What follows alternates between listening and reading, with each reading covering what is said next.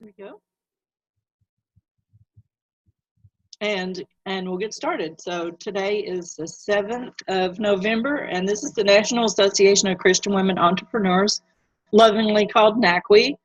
And we're in our Inspired Business Cafe webinar, which we hold every first Tuesday for everyone at 10 a.m. I'll tell you more about the 10 a.m. trick.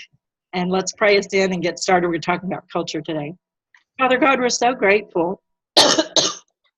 Grateful that we can't share germs through virtual webinars. Grateful just for your care, for the freedoms we have in our country to be entrepreneurs, for the possibility, it looks like, of going to Guatemala next year and working with other Christian women entrepreneurs in a country where they don't get to do things the same way that we do and don't have the freedoms that we do. We're grateful just for the community and the connection, the creativity and the collaboration that we have as NACWE sisters, whether we're fans or members. And we pray, Lord, as you teach us this whole month about culture, that we'll learn, we'll grow, we'll maybe feel a little uncomfortable as well, but expand our borders and do things a little differently. We want cultures that mirror you, Christ, and if that's what we can, if we can do that in any way and bring you glory and honor in the process, we are so grateful. We ask these things in Christ's name. Amen. Since we are just a few of us, if you want to leave your mics open and say what you want to say as we go through, I would love it. It's totally up to you. So first of all, we'll talk about real quickly, we always have to do business at the beginning. What's happening in November? We're talking about culture.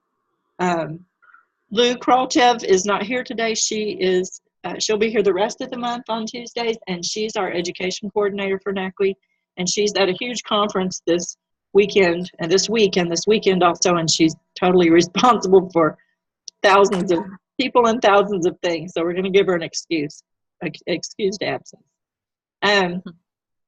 We're going to talk about crunchy culture. Is your culture crunchy or cohesive, if I can get the words out very well today? And one of the things we're doing differently, like I said, is we're having other times, the first Tuesday of November, the first Tuesday of December, and the first Tuesday of January. We're going to do these webinars 3 times. 10 a.m. Central Standard Time, 2 p.m. Central Standard Time, and 7 p.m. Central Standard Time. And that's your way of popping in and voting for the time that works best for you, because we've been asked if we could do our webinars at different times other than 10 a.m. on Tuesday mornings. The first Tuesday of every month is open to everyone, and there are your links for the 10 a.m., 2 p.m., and 7 p.m. event today. Then also, the next Tuesdays will be members only, so you have to be a member. There have been a few people that are thinking of becoming members this month. Rochelle, we'll see her later today, and she asked if I would let her in on the whole month of November's culture calls as a test to see if she felt like she fit into the NACWE community, and I'm such a sucker, I said yes. So if that's something you guys would like to do as well, make sure I have your email address in the chat box, Brenda and April, and I'll do that. I'll do that for you as well. What a Thanksgiving gift, right? So on November 14th, Lou's going to talk about culture from the beginning. 21st, getting cultured, and the 28th, she's going to bring in Elena Fernandez, who's a little powerhouse and has been an NACWE member off and on for years, and they're going to talk about creating a culture that's best. And I didn't give you the link in here, April and Brenda, but I will if you ask me for it in the chat room. In December, we're going to launch a program, special for everyone, open to everyone, called Lift Off or Launch Your Next Project. And really it's geared around how to do a really great book launch. But it could be applied to any service, any product, and any program that you have going on. Whether, it doesn't matter what it is, we're going to give you also at the end of that launch program a huge Excel file that literally step by step lines out what you need to do to launch, what little pieces you need to have, and it has columns. It's really cool so that you can plug in, well, who's going to do what, and put dates and change them around and resort things according to your time schedule. It's a little overwhelming to look at, but you just have to remember that you won't use it all. You'll use the pieces that are important to you. You're invited to that. In December, we're only going to meet on the 5th and the 12th. On the 5th, we're going to celebrate Christ in you and in your business and ministry. We're going to do with Annette Moody Bridges. We're going to do some coloring pages and just have a chat, really bring our hot tea or our apple cider to the table and do more networking than teaching per se, and just visiting, giggling, and laughing, I'm sure. And then on November 12th, we're going to do a little bit more of the same thing. And then we're going to take the rest of the month off, and we'll see everybody back in January. So we'll talk about culture. Is yours crunchy or cohesive? And I asked Lou, what should I call this? She said, call it All I Ever Learned About Business, Ministry, Culture. I learned from culture expert Lou Kralchev. So I put her in there. And it really is the truth, everything. So my references are Lou. We have traveled together for this entire year. We've been across the United States practically. And every time she talks about culture, which is her expertise in the corporate world, and now on her own as a corporate culture coach, every time she talks about it, she talks about culture being crunchy. And I have to laugh.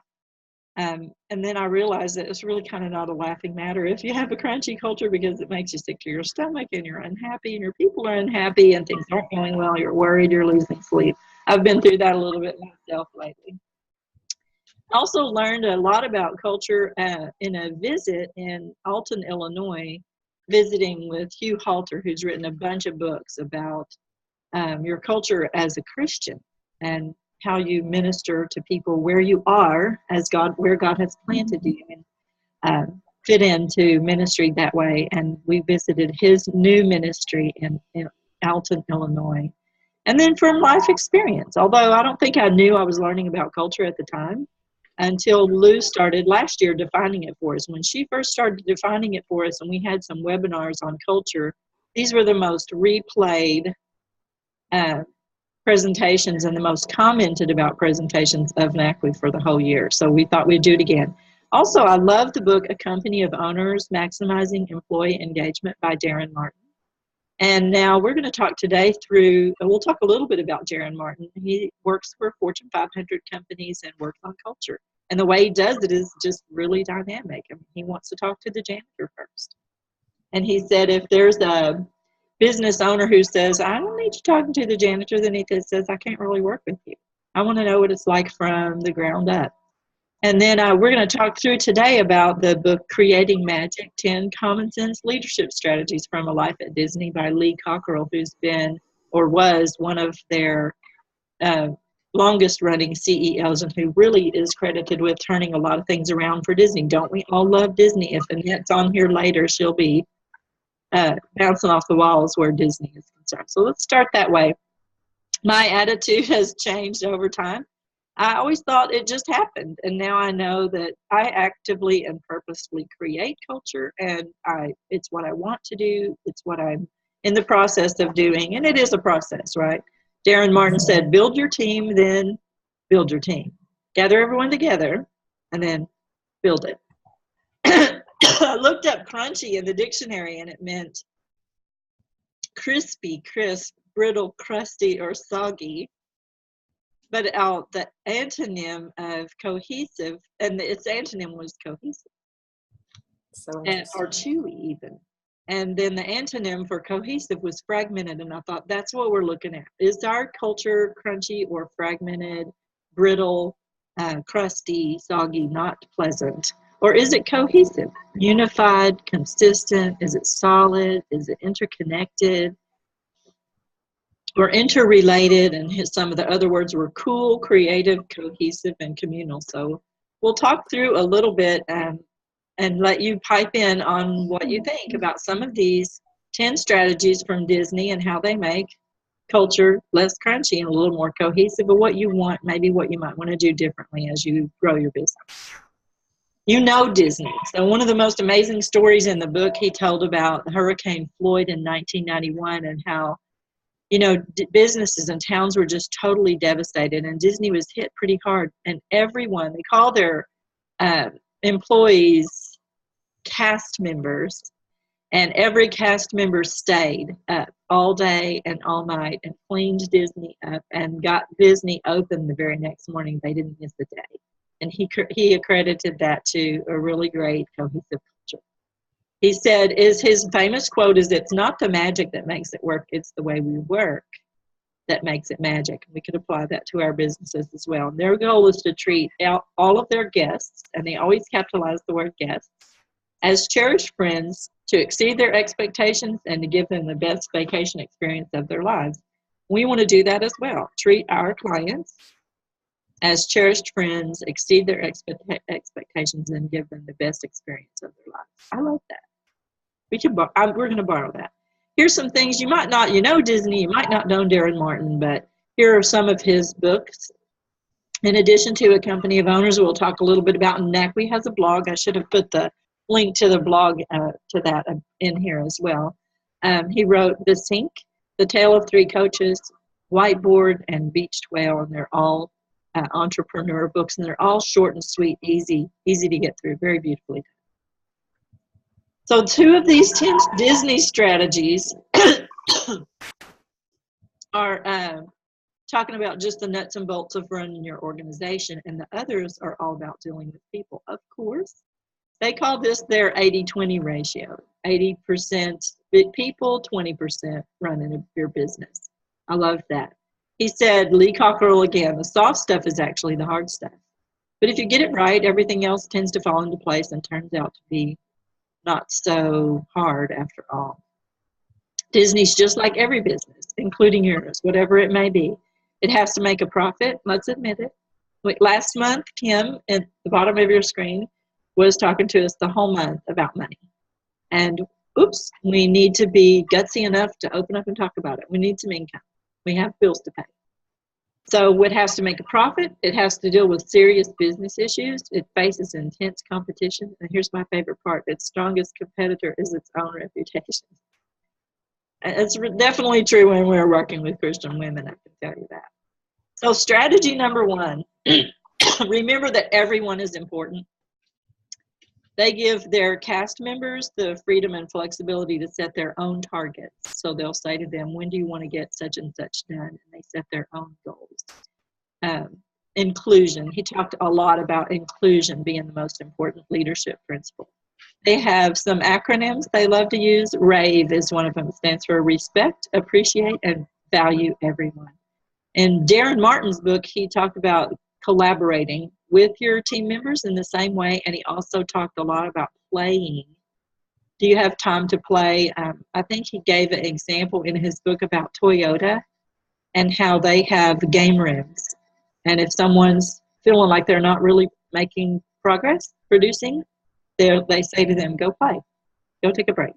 Take a break, and they've got stuff for them to do in there. So do we act more like a dysfunctional family, crusty culture, or a high-performing team? And how can we add more fun to our team? I realized I'm all business. I'm all analytical. Everything has to be just all my ducks have to be lined up in a row. What can you do, and what can I do to add more fun to our team? Anybody?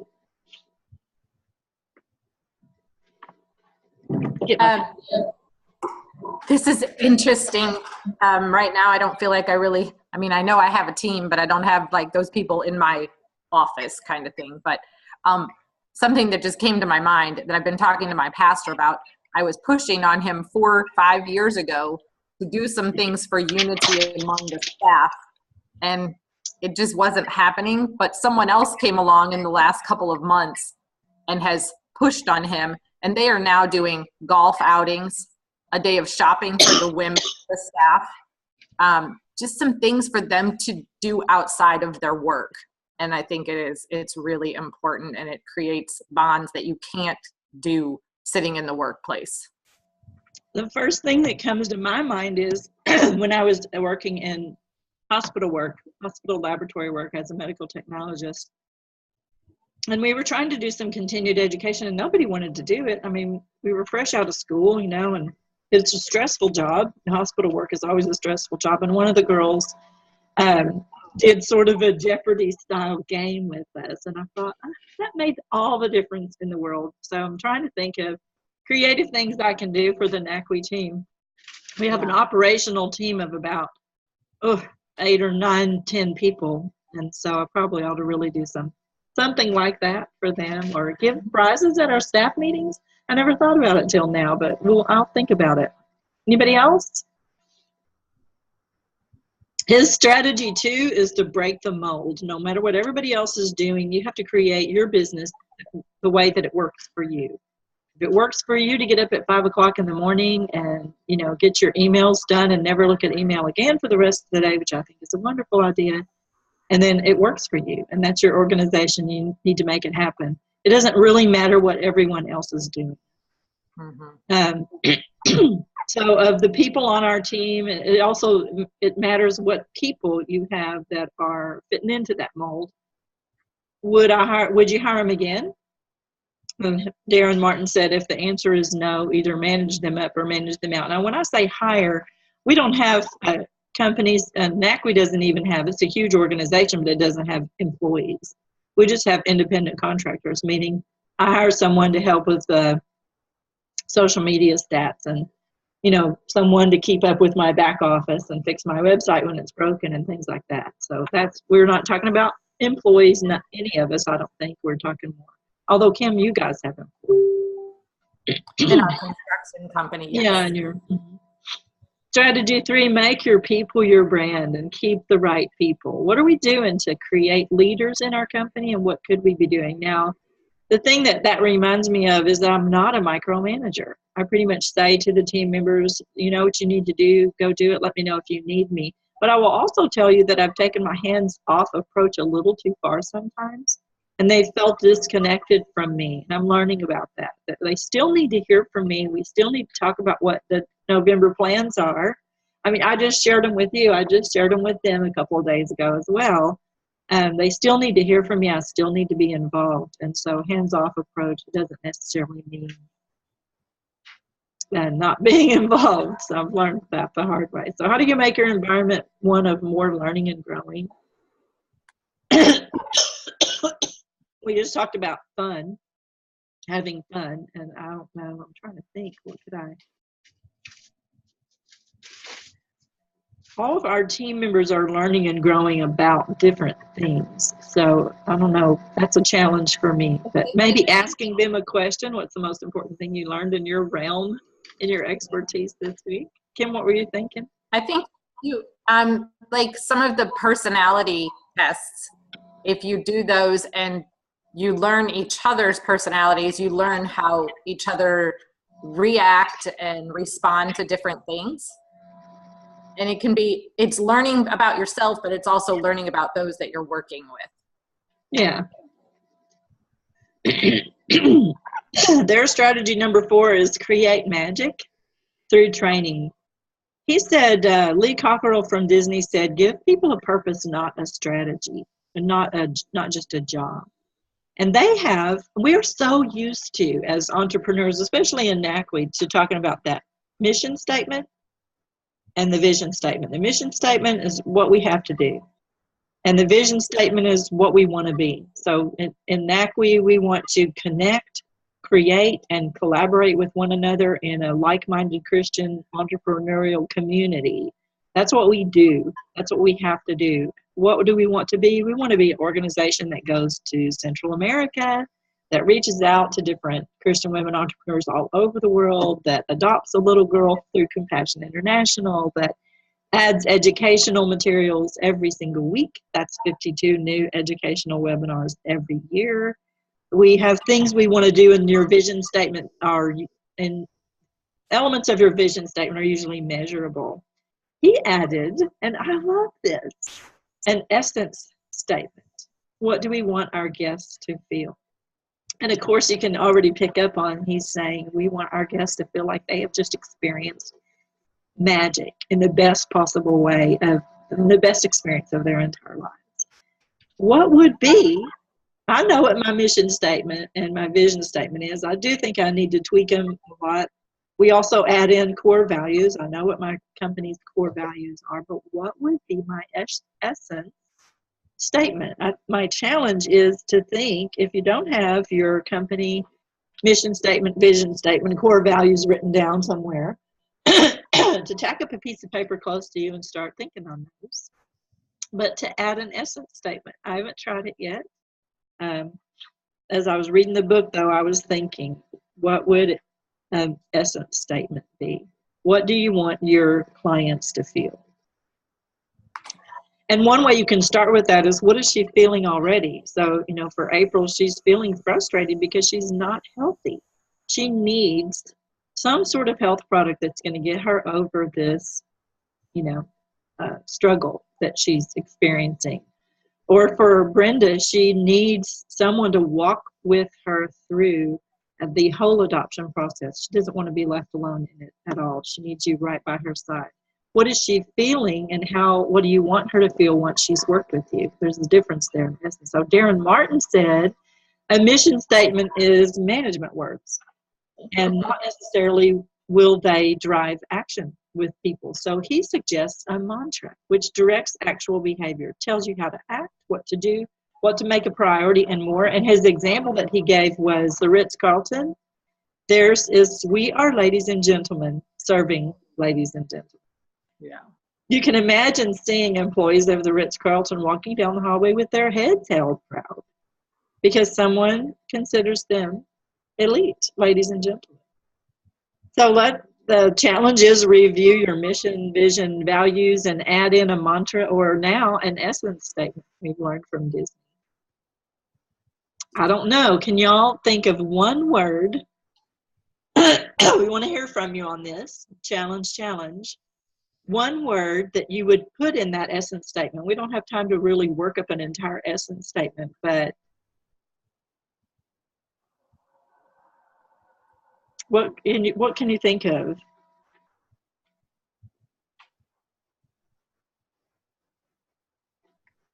So Kim, you're thinking of financial coaching.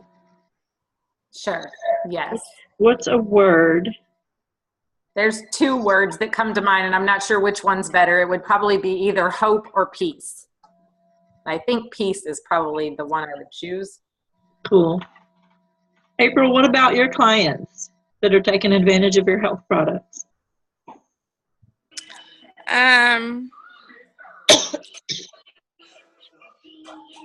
For me, I'm thinking more empowered over the decisions that they get to make about their health. Instead of always having to go to the doctor and take the medications and just deal with that, they can be empowered to have other options to do naturally. I love that. I'm going to borrow that one from you. I want our NACWI women to feel empowered as well. Brenda, do you have something? The first word that came to mind was partner. A lot of times, I'm an adoptive mom of 4 kids, so I get this. A lot of times when you're either in the adoption process, once you tell people you're going to adopt, they usually ask a lot of questions as to why, and they automatically think it's because you're not having biological children. And then sometimes you just feel a lot of shame and guilt with that, when that's really not necessarily always the case, that people adopt for many, many reasons. And then when you're actually in the process, when you're in the process, you feel some of that. And then when you're actually have adopted, some based upon the behaviors of the kids, their trauma, their PTSD, attachment issues, etc., that puts a lot of shame on it. So I really need my moms that I work with to know that I'm their partner. I'm there with them. I get it. I feel them. I'm very empathetic because I get that. So I think that's why the first word came to mind was partnered, but I'm not sure I like that. I want something a little bit more intimate, I think. So I'm going to ponder that. Yeah, but it'll come. It'll come to you as you start thinking about it. But you're right. She doesn't want to feel alone. We have a whole adoption and foster care story in our family, too. And it's not easy. So I'm so glad you're doing that for folks. The first thing that came to my mind was I want them to feel included. And it goes right along with being partner. Right. But also, I love all of those words. But yeah, I want them to feel included. Now, we have NACWI members that don't really want to be included in anything. They just want to watch from afar. And that's okay, too. But if they're really wanting to jump in, I want them to feel included. So let's keep moving and see what our time, we're doing well. Let's Strategy 5 is to eliminate hassles. He says, ask lots of questions, listen to people's answers, process the solutions, and, kind of have a bank of solutions that you want to use, and stay up to date, think ahead, evaluate, and I put communicate. He didn't say that, but Darren Martin did. Communicate through the whole thing. I need to learn to ask more questions. I'll constantly ask people on our team, well, how are things going? But I don't really ask enough detailed questions, I think. So Darren Martin said, communicate a clear vision and direction, and use inspiring and fun stories.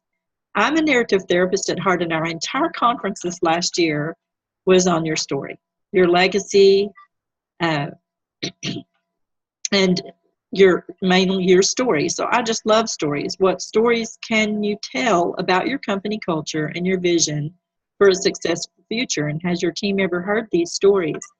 I'm not sure. Now, I do have my NACWI story on video, but I'm not sure if all of my teams, I might even ask them, have you seen that video? Do you know my story, how I got started?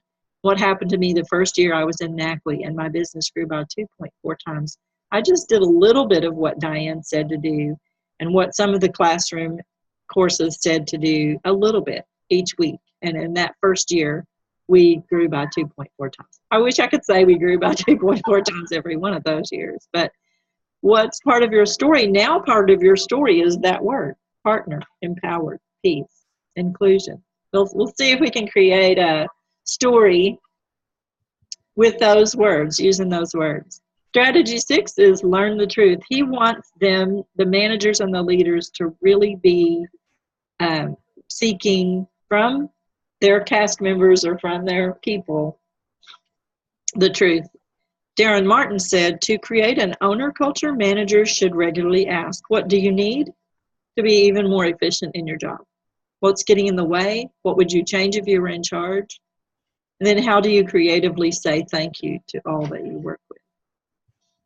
And their strategy number 7 is burn the free fuel. And I thought, what is he talking about? So another one of their acrostics that they love is ARE, which stands for appreciation, recognition, and encouragement. Together, he said, they make up a free, fully sustainable fuel, one that builds self-confidence and self-esteem.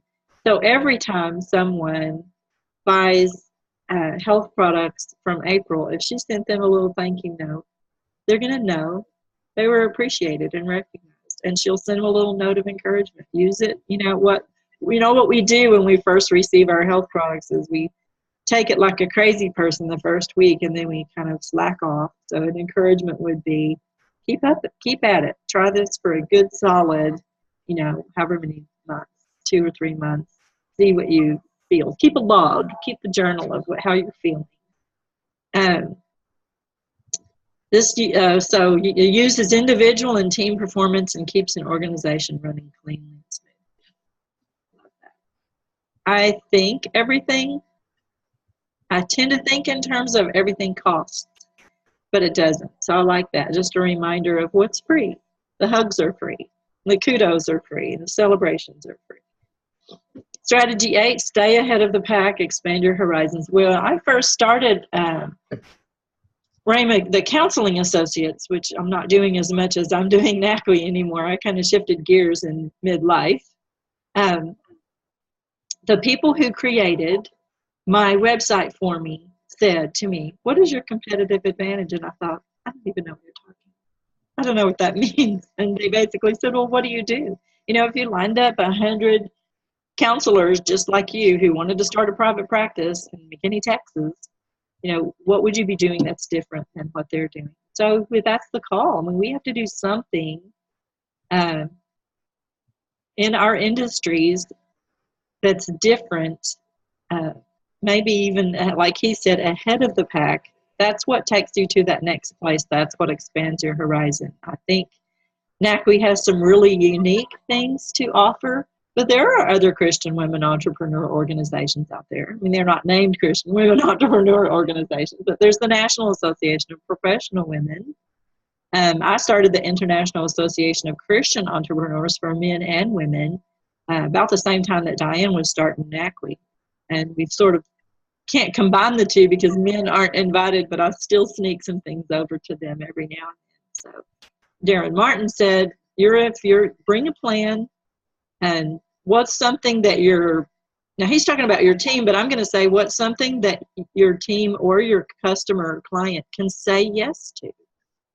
We obviously can say yes to better health, to being financially free, to walking through a foster or adoptive plan that's healthy for everybody, that's as free of strife and stresses as possible for us and for those kiddos. We can say yes to joining parts of NACWI to learn more about your area of expertise. We just talked, April and I, before everybody else got on the call, about saying yes to having a Friday forum where on Fridays we have chats about multi-level marketing companies, because there are a few differences in how they have to run their companies than how we run our own. If, my plaque is behind my head on the wall. So, okay, Darren, let's see if we have time for this. Here's Darren's 9 fundamental characteristics at the core of every owner of every company. So see if you fall in and fit into these categories. Do you analyze and turn data into meaningful information? We're just now learning how to use social media statistics.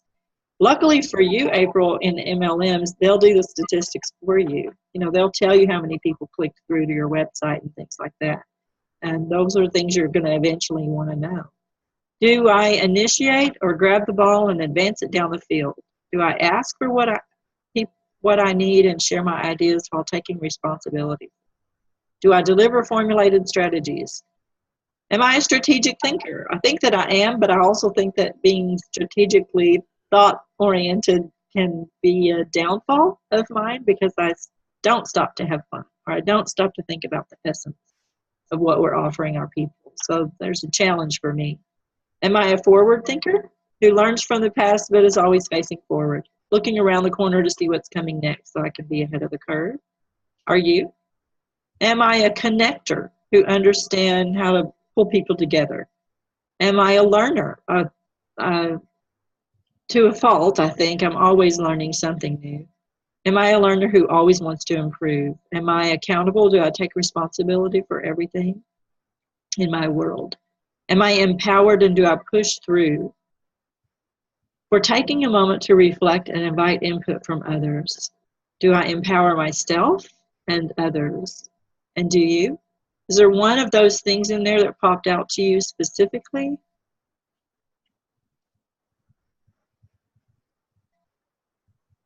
For me, it was, I do think I'm a strategic thinker, but I get really analytical about it. So this is a great call for me to think more creatively, pursue opportunities, address problems, to have fun, to ask questions, to find that essence word. That may be my new word for the year. I don't know. Anybody else? Something jump out at you there? We'll go on to strategy 9. Be careful what you say and do. Oh my gosh. So he says, have high standards, a positive attitude, a professional presence, model personal ownership, have a sense of humor. There's that fun part again, and be humble.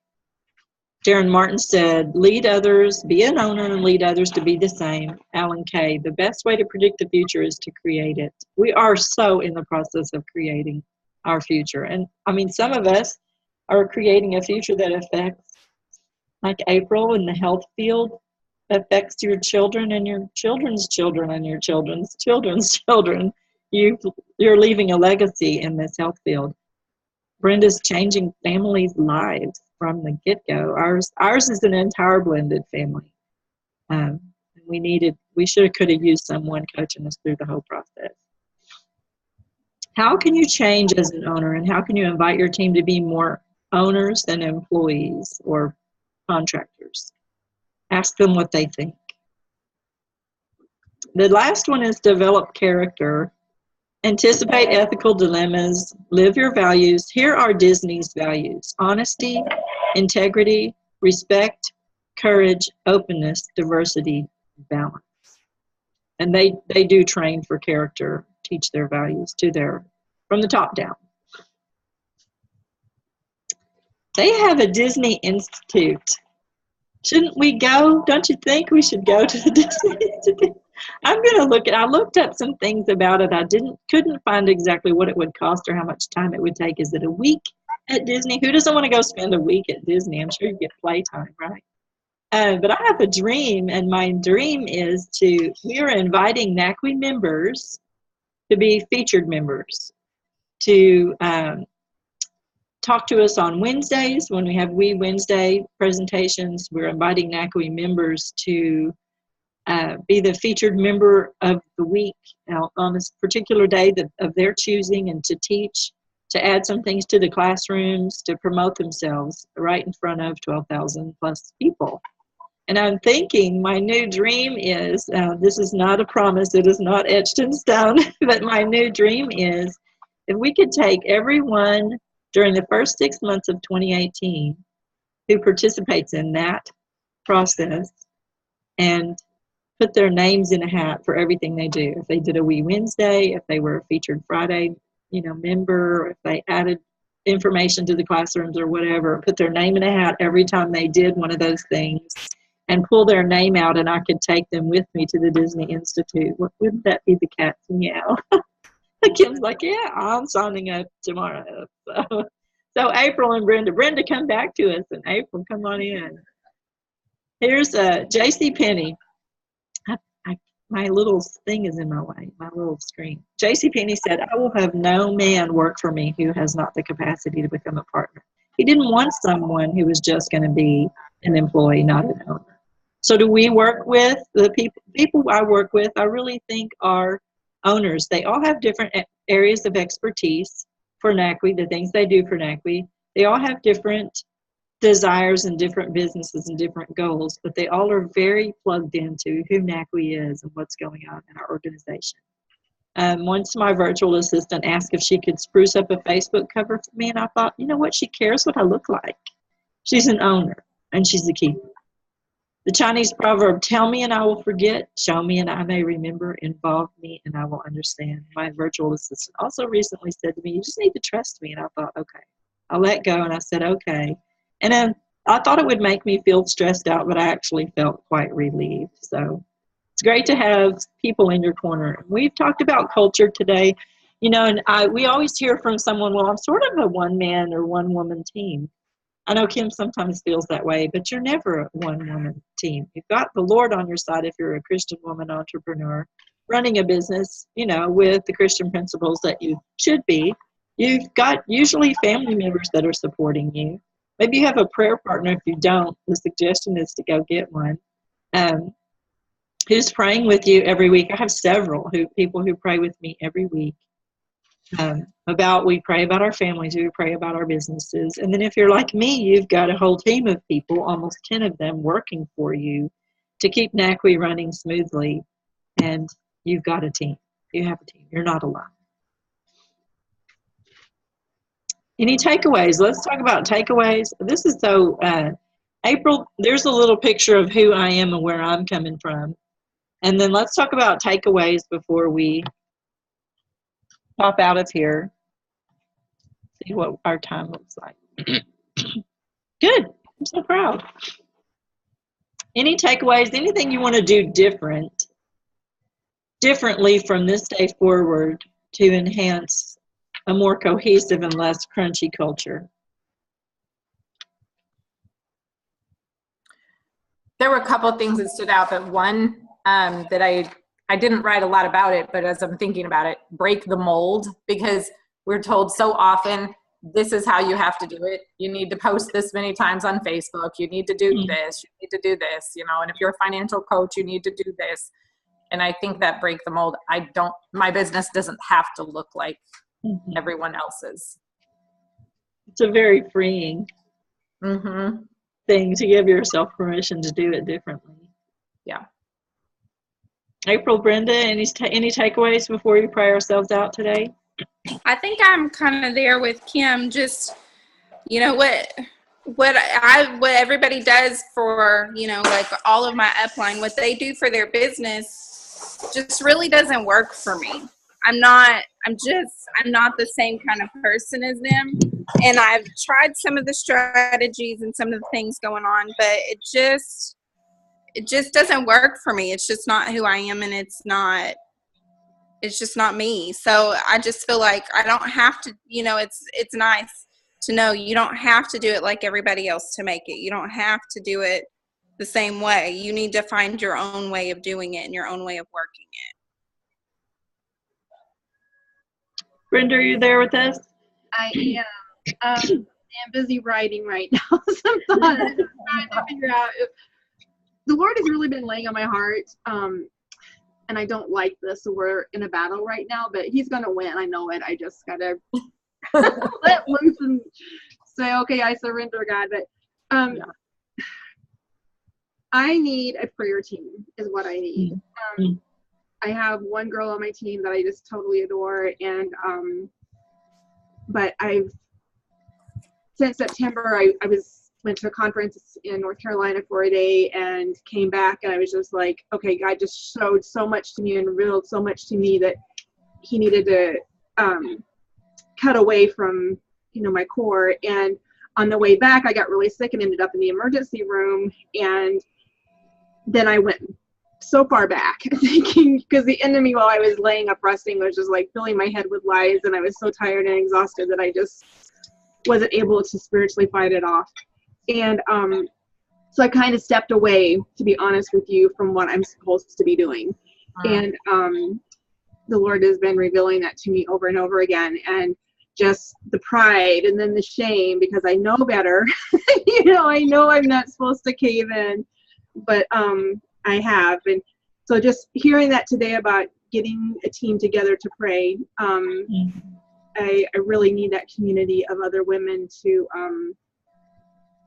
be praying for the ministry that God has called me to, and the families, and to be free of, I'm an adopted mom. None of us are perfect in our positions as parents or as entrepreneurs, and sometimes when I'm walking a client through something, if it's something I really struggled with, or maybe I'm still struggling with, the enemy just throws that in there. Well, what do you know about this? And I'm sure he does that to all of us in different ways. But I'm just tired of fighting. And sometimes I think that's my thorn in the flesh, is that I'm supposed to always, we're all supposed to be always standing up and not caving, but it seems like every time I turn around, there's something new. And anyway. It does get exhausting. Kim wrote in the chat box, perseverance. Yes, we all know. Yeah, exactly. But the beautiful thing I think about the prayer team too is we're reminded that we're not the only ones going through the struggles that we're going through. I know I've needed that. I love the fact that the NACWE members get together and pray on Thursday mornings real early. I like that. I'm not always there. I haven't been lately, but I will be. But I love that they're a sisterhood, and they know someone's going to lift them up in prayer. Right. So I think you're right. That's critical. I wrote down to stay involved. You kind of heard me tell that it's okay for me to be someone who doesn't want to micromanage my team, but I need to stay involved and be, and to continue to be encouraging, have some fun, ask good questions, and make everyone feel included. So we are actually doing some things a little differently. We used to meet every Monday, whether we needed to or not, and it got weird. I thought, I don't want you to be here and us just say, well, we don't have anything to report. So we don't have an every Monday meeting now, but in between the Monday meetings that we do have, I talk one-on-one. I'm trying to talk one-on-one with each team member. It's been a good thing. Anything else before we bow out? And Brenda, stay here. I'm going to turn the recorder off, and after we pray, and I'm going to ask you to give you a hint about something about NACWE. So. Anything else? April, come back. We would love to have you back. So nice to meet you. I'm here. Yes. I'm here. I just have it on mute because the baby's running around. No, come back at the beginning of every month. Or come into NACWE and come every Tuesday. We would love to see you again. I'm so glad your friend sent you the link. Awesome. Definitely. We never know who we're going to meet. God bless you. How many kiddos? Brenda has 4. I have 2. One's in school and then the other one's here with me. Okay. We have 6, and we're waiting for grandbaby number 8 and grandbaby number 9, just right around the corner here. So, and then Kim's got 2 and a slew of grandkids and 1 coming. I love that. Again, our story and our legacy will live on because of these little critters. Little varmints, our babysitter used to call them little varmints. Well, let me pray us out. Father God, I'm so grateful. I learned so much from just a small group of people. I'm grateful for the opportunity to give this a try and offer these seminars at different times today to see what people really need as far as time constraints for webinars and educational opportunities. We're grateful for the freedoms we have to do that, and for every mommy here today and every child represented here, every grandchild represented here, and for Brenda, every child whose lives she's going to touch as she works with adoptive families. And for April, every child's life she's going to touch as she works with people who are interested in better health. And for Kim, every child's life she will touch as she teaches someone to be financially free. And for us in NACWI, I'm thinking of all the little baby entrepreneurs that we will raise up who kind of know how to do things even better than we are. Because of what we're going through and what we're learning. Lord, it's a privilege to touch other people's lives. We know we don't do that without your presence in our lives, and without your direction. What do we call it? Without a godly and divine appointment being before us in the same way that April and Brenda came to be with us today. Make us vessels, Lord, that please you, that bring you glory and honor, that touch lives in ways that point people back to you, to Christ the Redeemer, every single time. We ask these things in Christ's name. Amen. Amen. Okay, hold on. Let me Thanks, Karen. stop recording.